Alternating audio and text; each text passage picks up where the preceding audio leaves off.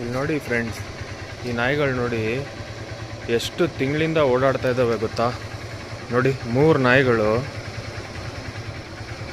ಈ ನಾಯಿಗಳಿಗೆಲ್ಲ ಏನಂದರೆ ಕ್ಯೂಪಾದವ್ರು ಬಂದು ಕ್ಯಾಸ್ಟ್ರೇಟ್ ಮಾಡಿಬಿಟ್ಟು ಹೋಗ್ತಾ ಇಲ್ಲ.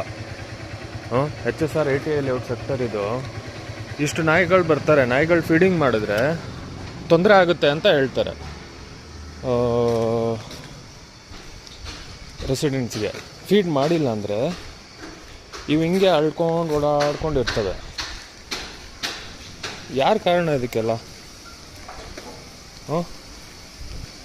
ಕ್ಯೂಪಾದವನಿಗೊಂದು 1000 ಸತಿ ಕಾಲ್ ಮಾಡಿದ್ದೀನಿ, ಅವರು ಬಂದು ತೊಗೊಂಡೋಗಲ್ಲ ಅಂತಾರೆ, ಜಾಗ ಇಲ್ಲ ಅಂತಾರೆ. ನೋಡಿ ಫ್ರೆಂಡ್ಸ್, ಈ ನಾಯಿನ ನಾನೇ ಕ್ಯೂಪಾದವರು ಕೊಟ್ಟು 2 ನಾಯಿನ ಕೊಟ್ಟು ಕಳಿಸಿದ್ದೆ. 2000 ಅಂದ್ಬಿಟ್ಟು ಟ್ರೀಟ್ಮೆಂಟಿಗೆ.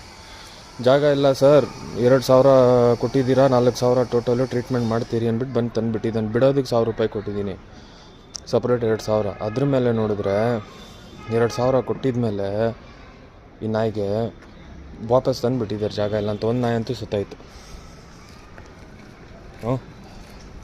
ರೆಸಿಡೆಂಟ್ಸಿಗೆ ತೊಂದರೆ ಆಗುತ್ತೆ, ನಾವು ನಾಯಿಗೆ ಇದು ಮಾಡಿದ್ರೆ ಇದಾಗುತ್ತೆ. ಇವ್ರು ಕ್ಯೂಪಾದವರು ದಯವಿಟ್ಟು ಬಂದುಬಿಟ್ಟು ಇವ್ರನ್ನೆಲ್ಲ ಕರ್ಕೊಂಡು ಹೋಗಬೇಕು, ಇಲ್ಲ ಇವ್ರಿಗೆ ಬಂದುಬಿಟ್ಟು ಕ್ಯಾಸ್ಟ್ರೇಟ್ ಮಾಡಿಬಿಟ್ಟು ಬಿಡಬೇಕಿಲ್ಲಿ.